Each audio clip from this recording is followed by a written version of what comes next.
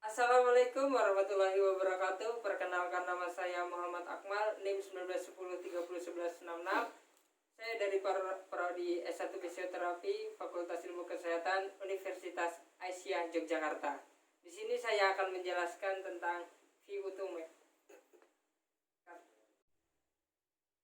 VO2max adalah kemampuan seseorang menghirup oksigen dengan cara sebanyak-banyaknya untuk menghasilkan endurance saat menjalani program latihan. Dengan besarannya oksigen yang dihirup paru-paru, maka semakin besar pula tingkatan kebugaran saat berolahraga. Atau justru sebaliknya, apabila seseorang memiliki kapasitas VO2max yang rendah, dengan artian ia menghasilkan oksigen tidak terlalu banyak, maka ketahanan tubuhnya tidaklah sebugar orang yang memiliki kandungan VO2max yang lebih besar. Faktor yang dapat menentukan kapasitas seseorang untuk melakukan latihan secara intens terkait dengan daya tahan aerobik. VO2max adalah proses latihan dengan stamina secara maksimal. Sentuhan atau satuan tingkatan tolak ukur VO2max diukur berdasarkan satuan liter oksigen permintaan atau dan lain-lain. Di sini saya akan menjelaskan berbagai macam proses terjadinya VO2max. Yang pertama, dapat dirumuskan bahwa VO2max terjadi ketika oksigen dihirup masuk ke dalam darah melalui paru-paru. Kemudian dalam paru-paru oksigen tersebut kembali diserap dan diikat oleh hemoglobin atau Hb. Nah, untuk diedarkan kembali pada sel-sel otot yang bekerja, dengan seiringnya berlatih kemampuan aerobik secara terus-menerus, maka saluran sel pembuluh darah pada tubuh akan terjadi melebar sehingga menyebabkan banyaknya oksigen yang diserap oleh otot.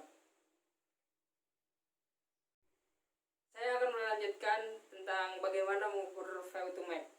Nah, mengukur VO2max adalah tes harus diciptakan sedemikian rupa sehingga tekanan pada pasokan oksigen ke otot jantung harus berlangsung secara maksimal.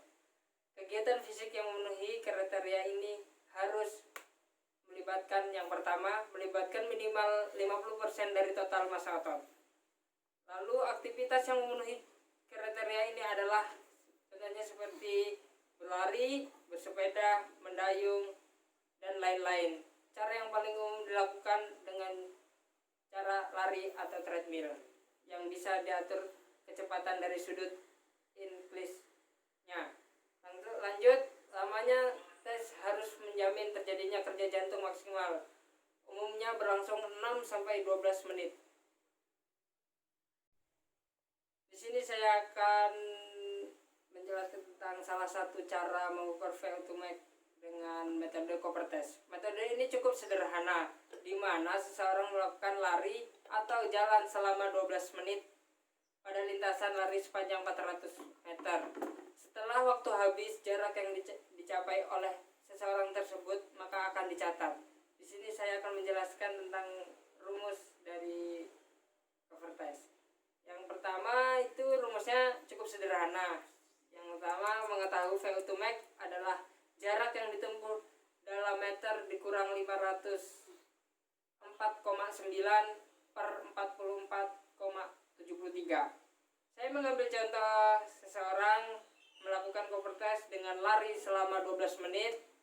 Jarak yang dicapai adalah 2.600 meter atau 2,6 km dikurang 504,9 dibagi 44,73. Maka disitulah ketemu hasil dari capaian tersebut, yaitu 46,83 mls per kilogram per menit.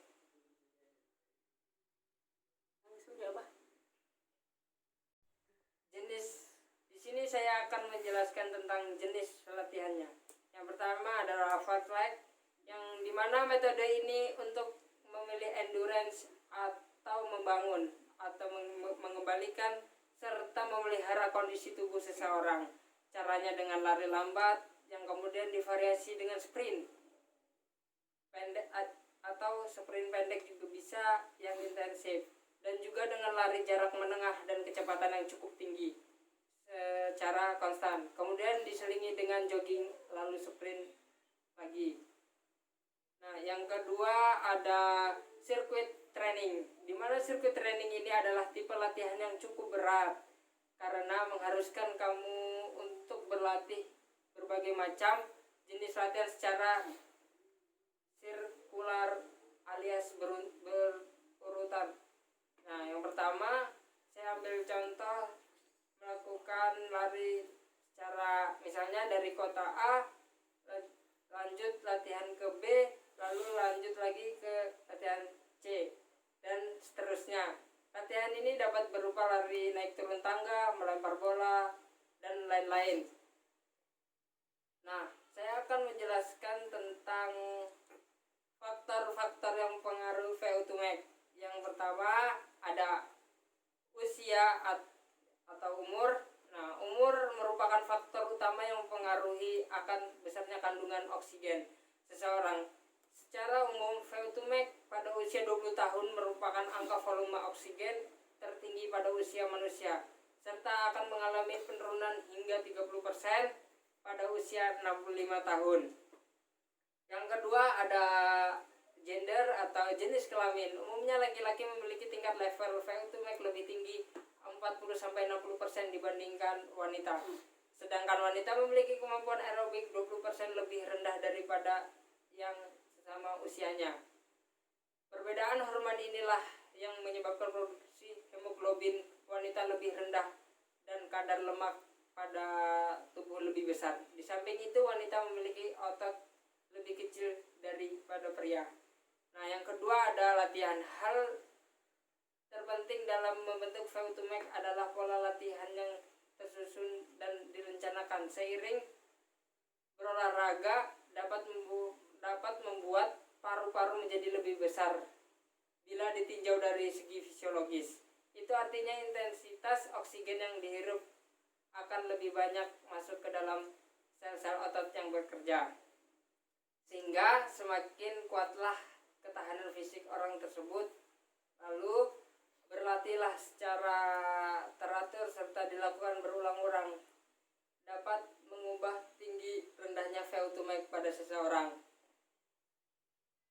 Lanjut.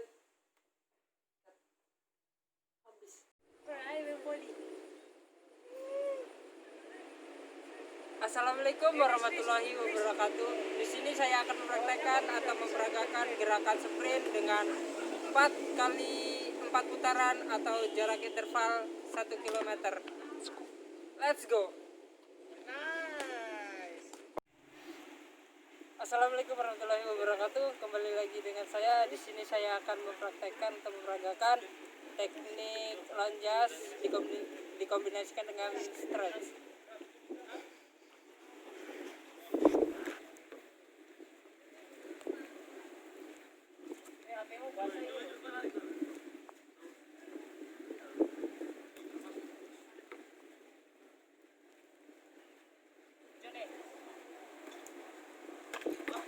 Oke. Kembali lagi dengan saya. Di sini saya akan mempraktekkan atau menggerakkan gerakan yang ketiga, yaitu gerakan melompat.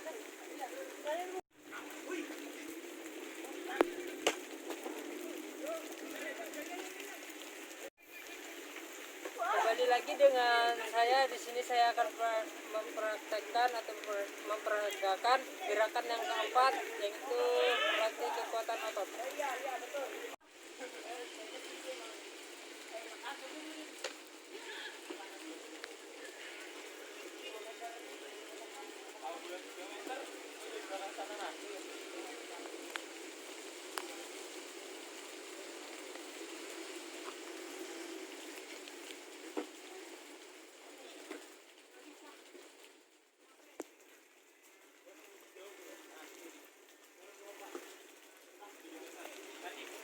Oke.